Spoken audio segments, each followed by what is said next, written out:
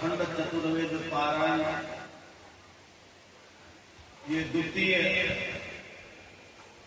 वर्ष का द्वितीय यज्ञ यानी कि दूसरा यज्ञ आप प्रारंभ करने के लिए जा रहे हैं।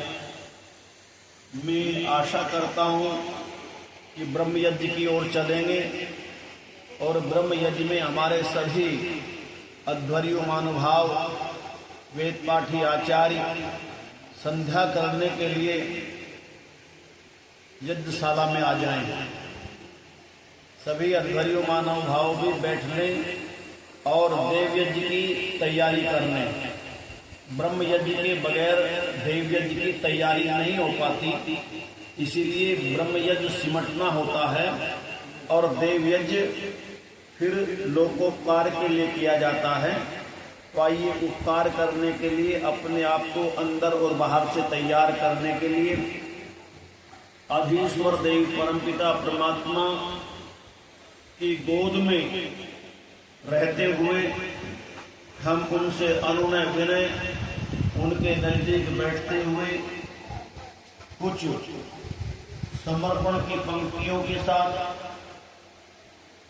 अपने जीवन को अपनी आत्मा में उच्चता व बल प्राप्त करने के लिए मंत्रों के साथ संयुक्त रूप से बैठ करके ब्रह्म यज्ञ करेंगे। कमर गर्दन सीधी रहेगी, आंखें बंद रखेंगे।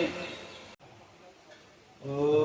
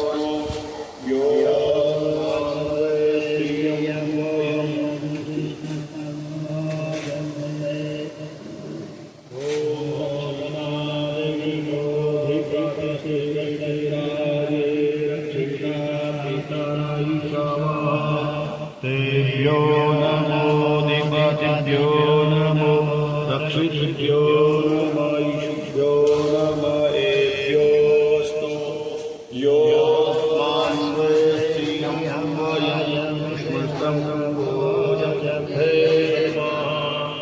ॐ धीपति श्रीरामो रक्षिताग्निशवा तेयो नमो दिवसभ्यो नमो रक्षिभ्यो नमः ईशुभ्यो नमः एभ्योऽस्तु योऽस्मान् वयं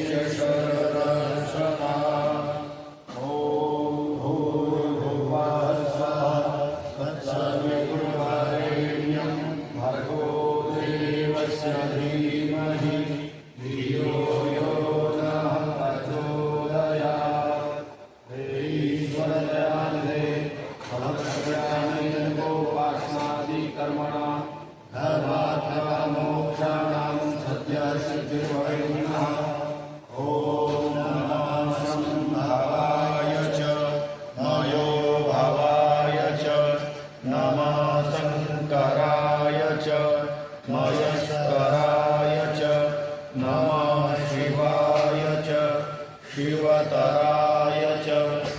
ॐ शान्तिः शान्तिः शान्तिः इति ब्रह्मयज्ञम्।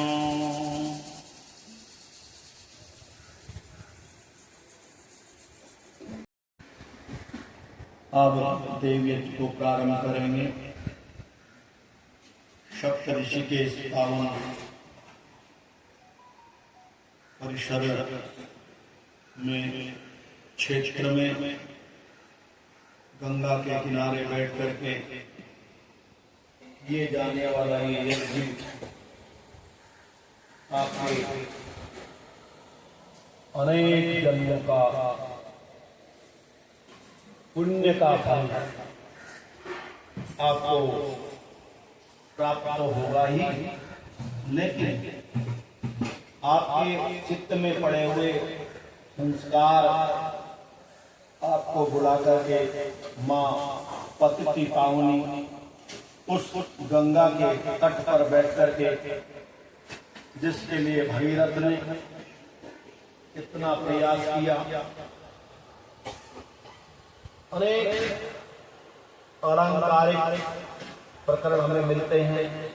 जिस अलंकारिक प्रकरणों को पूज्यपाद गुरुदेव ने अपने प्रवचनों के माध्यम से स्पष्ट किया, तो गंगा के पावन पवित्र अवसर इस तट पर बैठ करके हम जहाँ यज्ञ करेंगे, वहीं इसके पश्चात जब आपको अवकाश मिला करेगा इस यज्ञ की भूमि से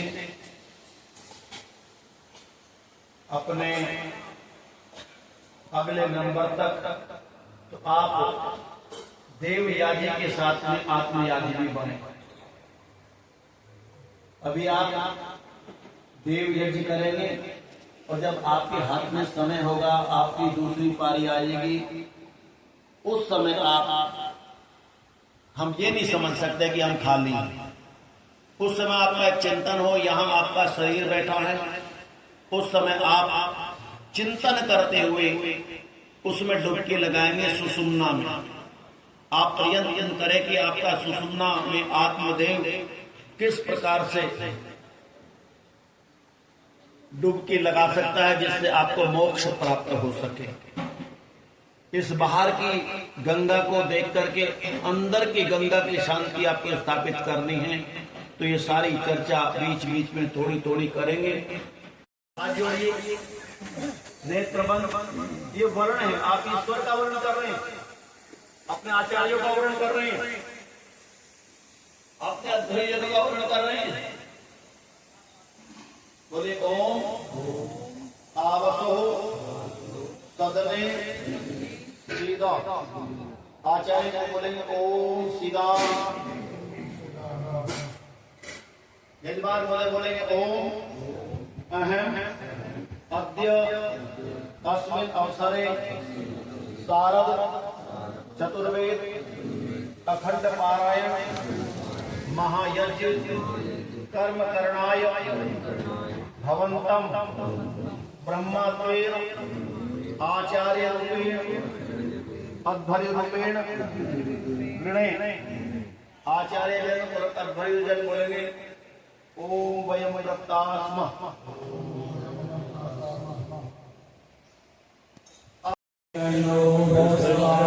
स्वस्ति न पूषा विश्ववेदाः स्वस्ति नस्तार्क्ष्यो अरिष्टनेमिः स्वस्ति नो बृहस्पतिर्दधातु।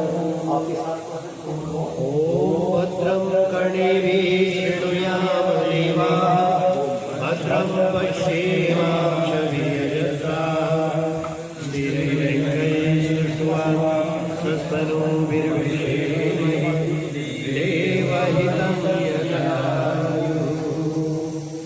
ॐ स्वस्ति न इन्द्रो वृद्धश्रवः स्वस्ति नः पूषा विश्ववेदाः स्वस्ति नस्तार्क्ष्यो अरिष्टनेमिः स्वस्ति नो बृहस्पतिर्दधातु।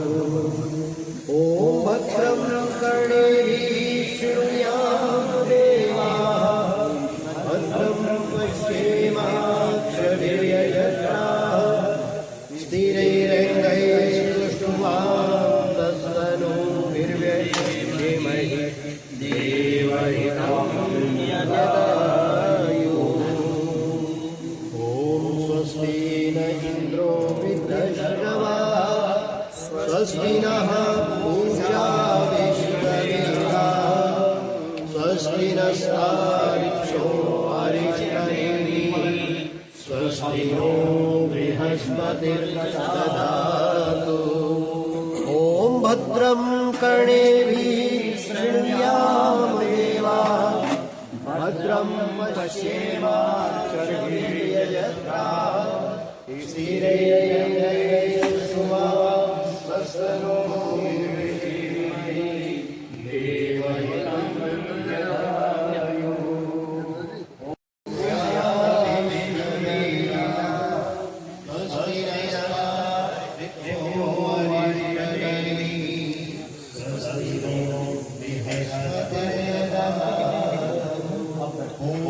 परम ब्रह्म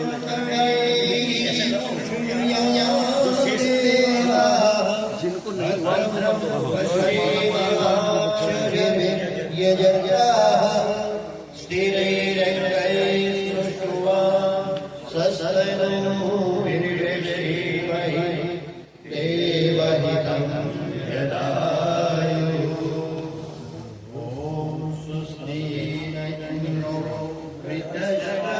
स्वस्ति पंथामनुचरेम